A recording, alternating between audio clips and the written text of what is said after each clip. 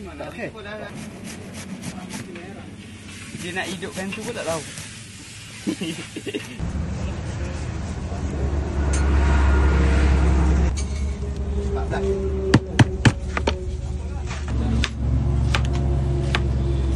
Cara-cara dia kita bukan macam ni tau. Bukan macam tu kan. Kita kan ke depan dia. Halus tu. Halus sikit. Oh, lawa. Tahu sini. Dekat rumah ni je. Mas. Haus tu. Dekat ni dah bayi. Minum air tekak ni. Kemenyek. Lama lagi. Tak kena angkat kan.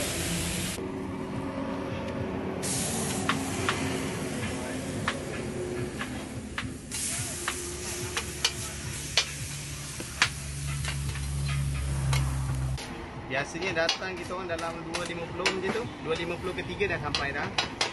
Kalau terus set up, start masak ni dalam 3.10, 3.10 dah start masak lah.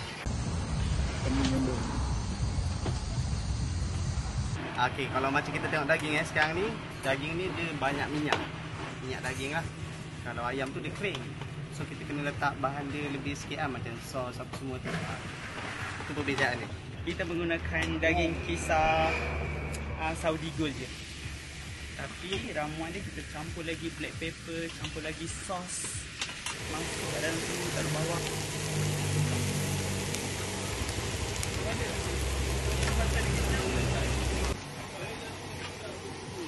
Okey, permulaan dia kita tak gunakan roti pita ni tau.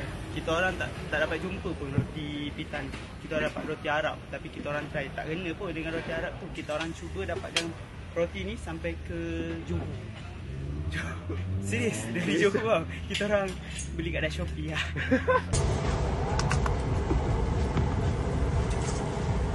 Nampak aku.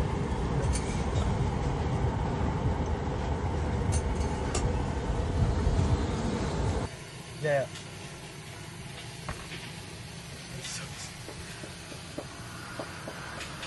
Oh, jangan komplain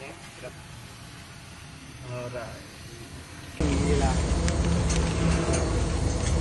Okay, kalau korang datang ke kedai kita, air balang masa silam, korang akan dapat air ni.